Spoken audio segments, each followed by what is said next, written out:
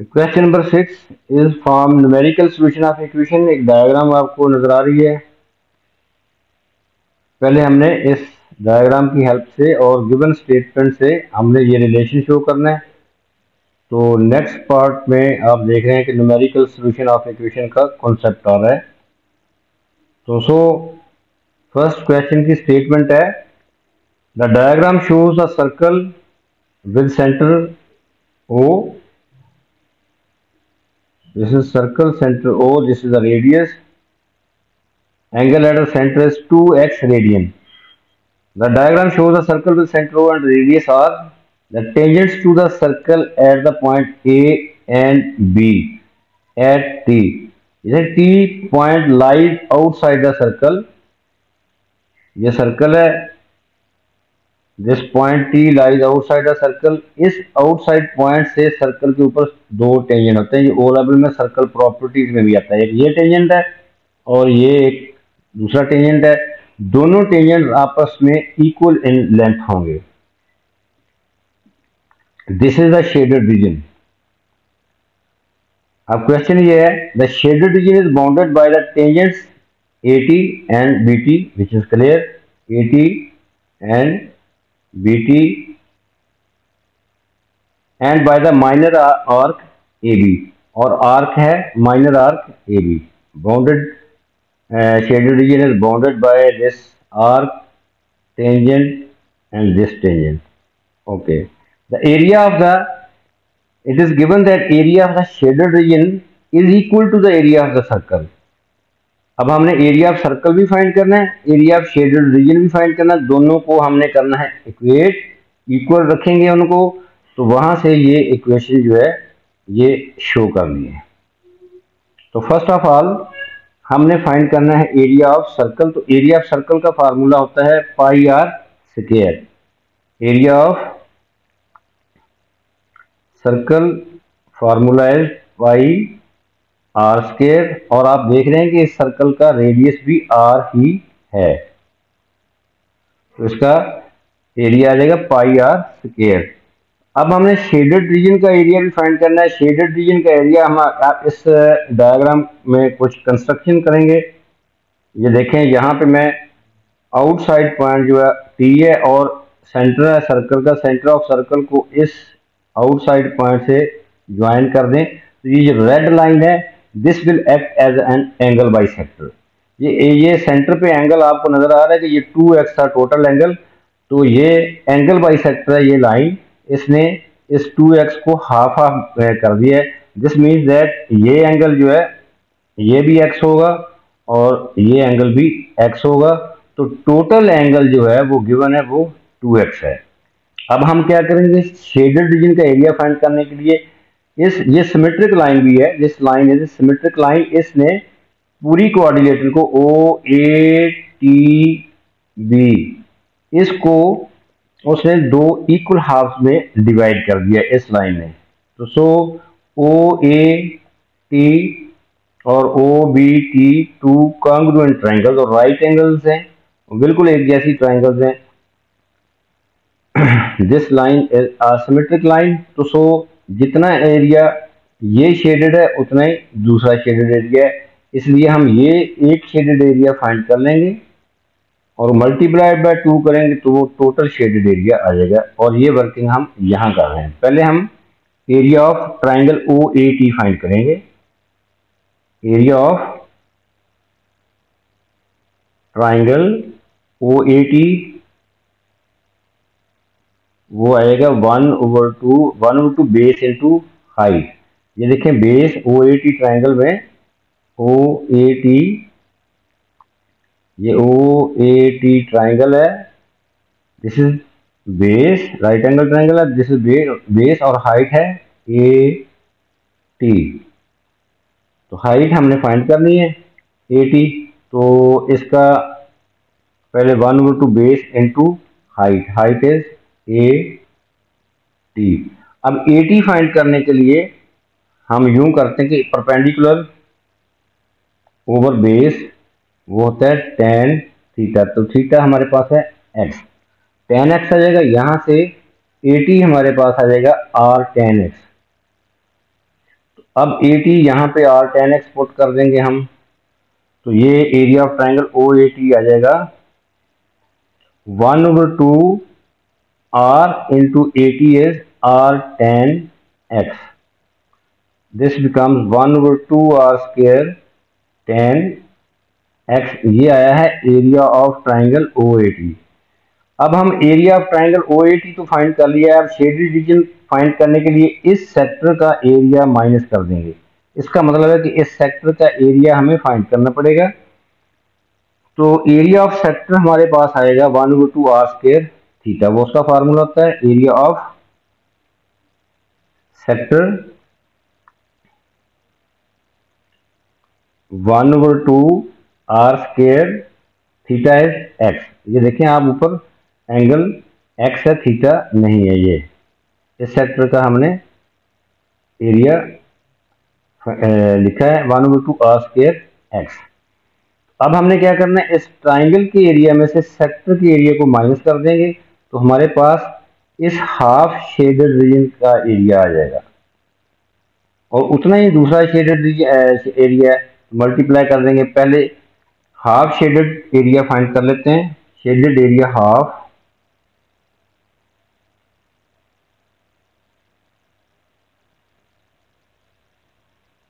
वो क्या आएगा, area of triangle 1/2 r square tan x minus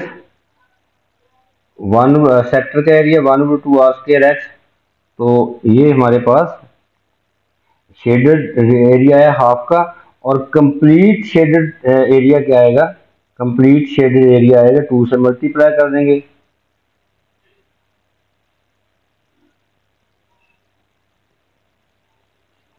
two into this 1/2 r square tan x minus 1/2 r square x।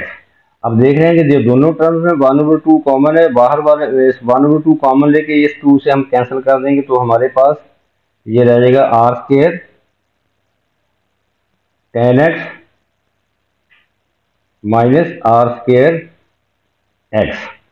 ये है complete shaded region का area. ये shaded region आप देख रहे हैं, शेडेड रीजन का कंप्लीट शेडेड रीजन का एरिया हमारे पास ये आ गया है। अब it is given that this area complete area of the shaded region is equal to area of circle. Area of circle हमने पहले ही फाइंड किया हुआ पाई आर स्क्वायर, तो दोनों को इक्वेट कर देते हैं, इक्वल रखते हैं क्योंकि इक्वल है। इट इज गिवन, तो so pi R square is equal to r square tan x minus r square x.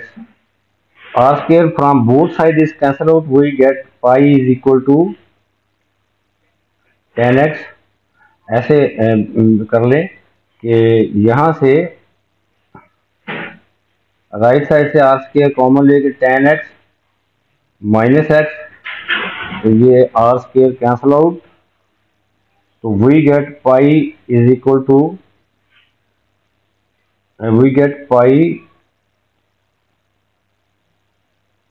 pi is equal to tan x minus x।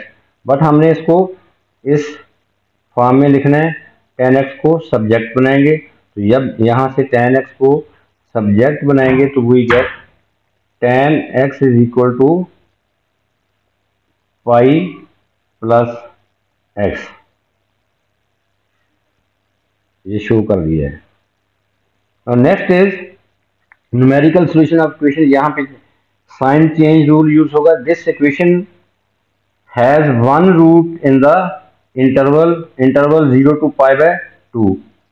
Verify by calculation that this root lies between 1 and 1.4। Sign change rule use होगा यहाँ पे। Equation हमारे पास है अभी जो हमने show की है वो tan x is equal to pi plus x। अब इसको मर्ज करके हम एक ही फंक्शन जो है फंक्शन ऑफ x एक ही बना लेंगे। तो इसको लेफ्ट साइड पे लें, इसको भी राइट साइड पे ला सकते हैं। इसको लिख लें tan x minus pi minus x is equal to 0। But we don't need equation, हमें इक्वेशन नहीं चाहिए, हमें फंक्शन चाहिए सिर्फ। तो इसको इक्वेशन नहीं लिखेंगे, बट इसको हम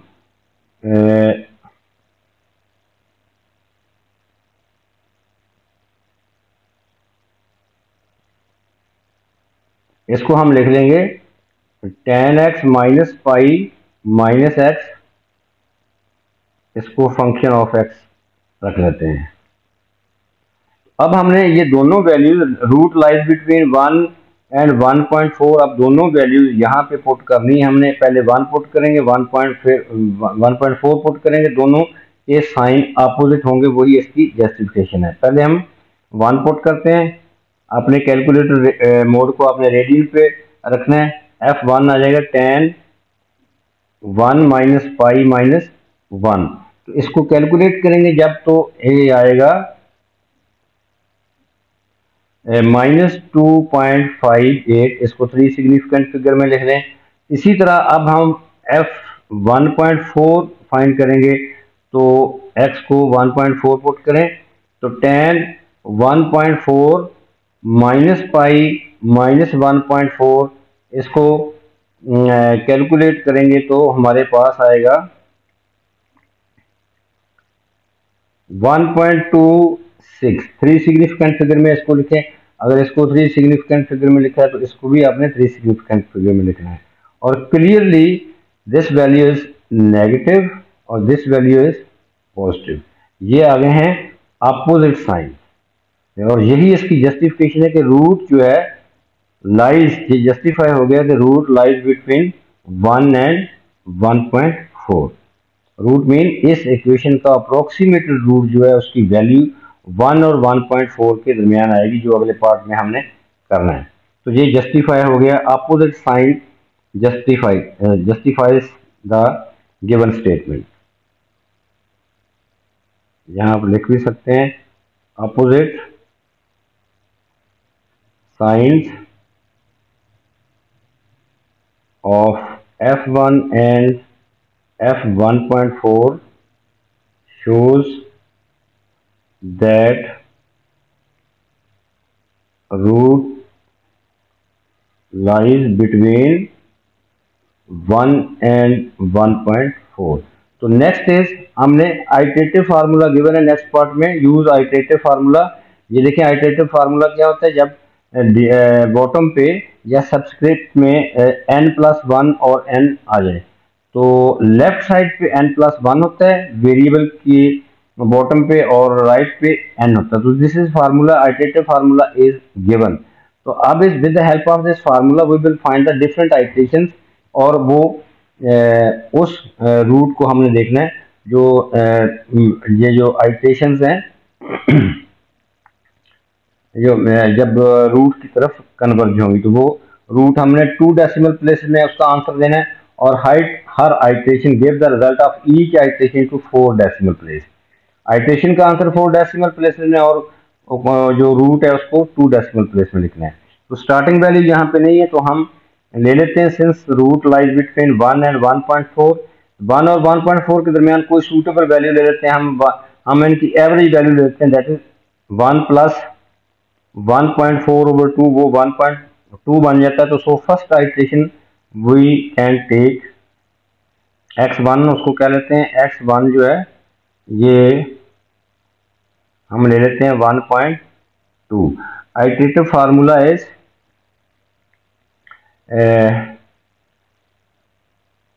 xn+1 is equal to tan inverse pi plus xn। अब इस फार्मूला में फर्स्ट आइटरेशन जो है वो हमने x1 ले ली, x2 फाइंड करेंगे। अब यहाँ पे x2 फाइंड करने के लिए हमें यहाँ n को 1 पुट करना पड़ेगा, तो वी गेट x2। तो n को 1 पुट किया, तो यहाँ भी हमने n को 1 ही पुट करना है, तो यहाँ पे आ जाएगा x1 की वैल्यू आपके पास है, तो यहाँ पे पुट कर देंगे, तो ये बन जाएगा x2 आ जाएगा tan इनवर्स पाई प्लस, यहाँ पे 1 है तो x1 इज 1.2, तो सो हम यहाँ पे लिख सकते हैं 1 पॉइंट, या पहले x1 लिख लें। अब हम x1 की वैल्यू पुट करेंगे y प्लस 1.2, तो वही गेट आफ्टर कैलकुलेशन। अपने कैलकुलेटर मोड को आपने रेडी में ही रखना है। तो हमारे पास 4 डेसिमल प्लेसेस में आइट्रेशन का आंसर आ जाएगा 1.3444। नो अब हम x3 फाइंड करेंगे। x3 फाइंड करने के लिए n को क्या पुट करेंगे, n को 2 पुट करेंगे। यहाँ भी 2 तो x2 बन जाएगा। x2 की वैल्यू हमारे पास है तो यहाँ पे पुट कर देंगे। तो ये this becomes tan inverse pi plus x2 1.3444। After calculation we get 1.3515। तो x 4 फाइंड करना पड़ेगा क्योंकि अभी रूट की कन्वर्जेंस नहीं हुई। 2 डेसिमल प्लेस में इसका आंसर और है, इसका आंसर और है। अब हम x4 फाइंड करना पड़ेगा, that is tan inverse pi plus x3 की वैल्यू आपके पास है 1.3515। After calculation we get 1.3518। अब आप देख रहे हैं कि यहाँ पे 2 डेसिमल प्लेस तक का आंसर 1.35 है और यहाँ भी 1.35 है 2 डेसिमल प्लेस तक। तो सो रूट की कन्वर्जेंस हो चुकी है। तो रूट हम इसको फाइनल आइट्रेशन जो है वो उसी को आपने 2 डेसिमल प्लेसेस में लिख देना, वही रूट होगा। तो 2 डेसिमल प्लेस में उस फाइनल रूट जो अप्रोक्सीमेट रूट फाइंड किया उसको हम अल्फा से रिप्रेजेंट कर लेते हैं ताकि डिफरेंस शो को हमने अल्फा फाइंड कर लिया है। अल्फा एक्स की वैल्यू को अदर नेम जो है, या एक्स भी आप कह सकते हैं, इसको एक्स भी कह सकते हैं, अल्फा भी कह सकते हैं। तो जो अप्रोक्सीमेट इट इज अंडरस्टूड, तो उसको आप एक्स से रिप्रेजेंट कर लें। तो एक्स हमारा आ जाएगा 2 डेसिमल प्लेसेस में फाइनल आइट्रेशन को लिखेंगे, वी गेट 1.35। ये हमारा correct to 2 decimal places answer है।